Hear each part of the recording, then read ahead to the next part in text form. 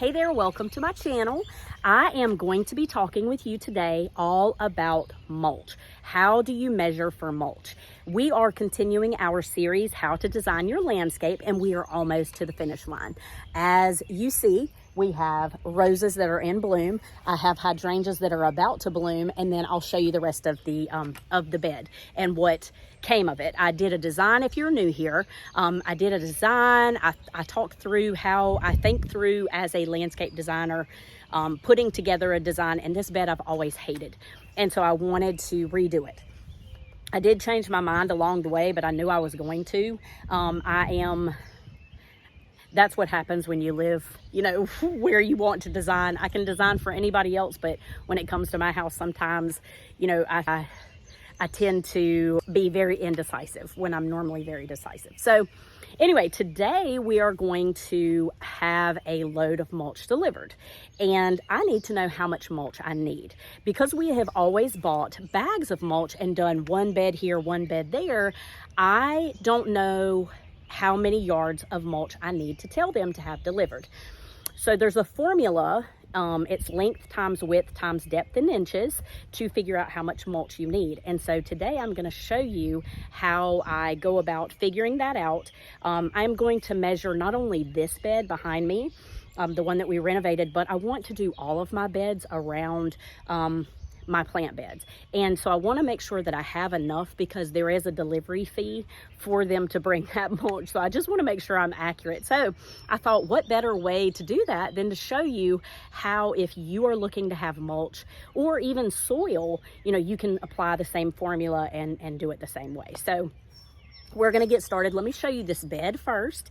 And so right now we have these big pine bark nuggets. I do not like them, and I just cannot wait to get rid of them. We are going to repurpose them in the backyard.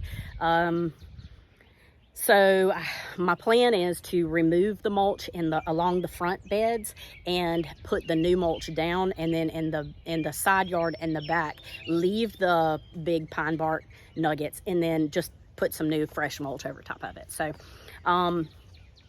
something about mulch, you want to be very, very careful not to create mulch volcanoes around your trees. The trees have surface roots that go out, and if you add too close to the trunk, it can suffocate the tree. Then when you start to pull it away because you've got too much mulch, you damage the surface roots. Okay, so let's take a look at the bed that we have been designing. I'll talk through what we have, and then we're going to measure for mulch. So let's go.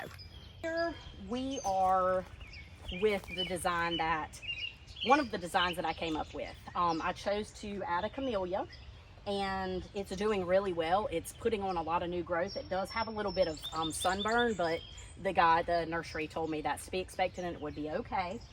I did, because it looked, when I planted this camellia, the wall looked very bare right here. And so I went ahead and put in this trellis.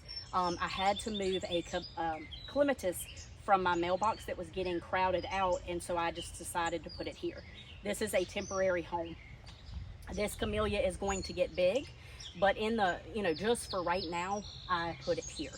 I added some coral bells around the bottom. Again, that is going to be moved. This is going to get big and fill in the space. Coral bells here are a evergreen little accent plant, and I really, really love them. So again, just to fill up some space temporarily, and then I'm going to move them to another bed. And there's nothing wrong with doing that. Plants are pretty versatile as long as you move them in the right time. So fall is the best for our time to move plants, because it gives the root system time to balance itself out during the winter, when it's not having to keep the top going as much. So anyway, I added pentas along the bottom, and they get super big here.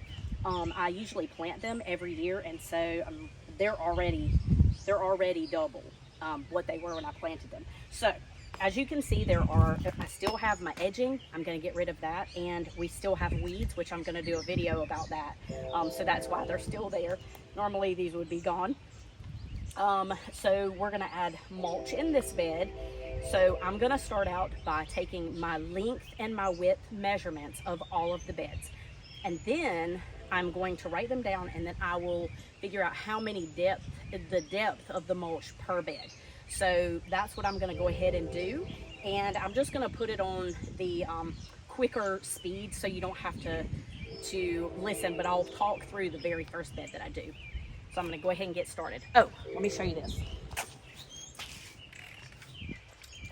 Okay, so in order to measure my bed, I am using a rotary measuring wheel. So the rotation of the wheel and it calculates per foot. So the rotation of the wheel is what it's measuring. And so it is measuring feet, which is perfect because I need to get my square footage in order to be able to convert that to yards. And I'll show you my little trick formula that I learned long ago that is perfect. I have never gone wrong with this formula. Okay, so I am going to measure my length and my width. Because this bed is weird, I'm just going to kind of take the average, and then I will write down my depth, like I said. So I'm going to go ahead and get started with that. This is a godsend. I can't imagine trying to measure without one of these. You could use a tape measure, but this is just so much more efficient. So you can get, I'll link this below. You can get this on Amazon. They are fairly inexpensive. This one was $107, but it has, you know, it has the hand stop, and it has the reset, and you really don't need that. You can press it with your foot. A lot of them have just this foot button that you can just do like that and reset. I've had both. The other one worked just as good. This is just easier. So okay, we're gonna get started. First, I laid out my notebook, my front beds, back and side beds, rose bed, and my garden. So I'm going to go ahead and get started. First, I'm going to do my length, then I'm going to do my width, and then I'm going to do my depth. I'm going to do the same here, and then I'm going to do the same there. So I'm going to do that now.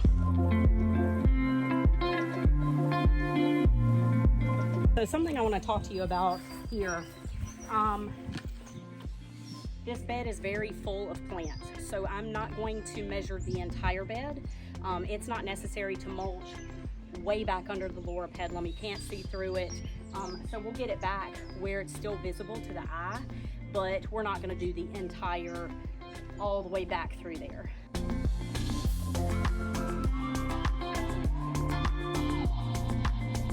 All right, the other area that I want to mulch is my herb bed and my flower bed. So I want to very lightly mulch this bed here, the bed on the other side of the greenhouse over here, the zinnia bed here, and my herb bed here.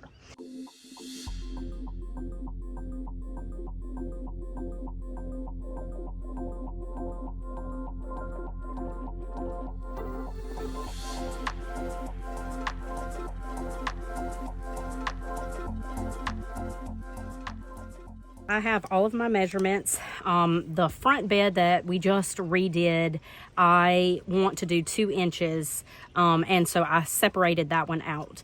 The rest of them, 1 inch depth is perfectly fine with me. So what I did is I figured out my square footage for each bed, and then I added them all together. So my big total is 2,946 square feet.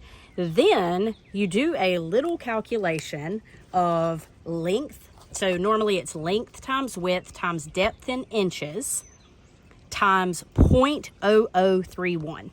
So I'm doing 2946 times 1 inch times 0.0031 should equal my square yard. So 2946 times, really don't have to do the 1, times 0.0031, 9 yards. Okay, so let's look at a mulch calculator. Okay, let's see what it gives us.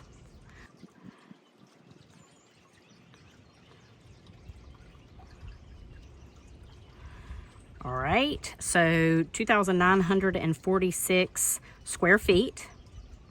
And I am going to be using pine bark mulch, and then it's asking me for my depth in inches. So I'm just going to put 1, and then it's going to calculate.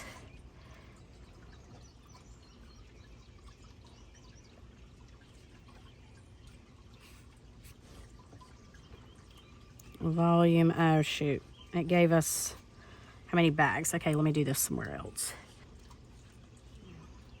All right, let's just try this one. All right, use total area. So I've got 2,946 square feet, and I want it 1 inch. And I don't want any pricing, and I want to calculate how many. It says, look at that. Okay, so it says I need 245 cubic feet or 9 cubic yards. So here we are, 9 cubic yards. Okay, so that's my quickest way to do this, is length times width times depth in inches. And you can do that with soil, you can do that with mulch, and this is my simplest way. And as I said before, I have never gone wrong with doing this formula. So I hope that helps you. Okay, that wraps up this video. I am going to add just a ½ yard for my tree rings. I have 3 of them, and then a little bit at my mailbox. And so I'll add that to it. So I'm gonna say about 10 yards total. We may break that out, I'm not sure, but I hope this has been helpful for you to see that it's super easy to measure for how much mulch you need. As you saw on the calculator that I just did, you can find out based off of your square footage, and when you convert it, the Lowe's has a calculator, the Lowe's website has a calculator that will tell you how many bags you need. So measuring any bed that you have is helpful rather than guesstimating and getting home and being 2 or 3 bags short. So I hope this video has been helpful for you, and I hope you will consider subscribing and go out and get your hands dirty, get you a measuring wheel, and let's hear how you get started measuring for mulch and topsoil. And I hope you have a fantastic day. Take care, everybody.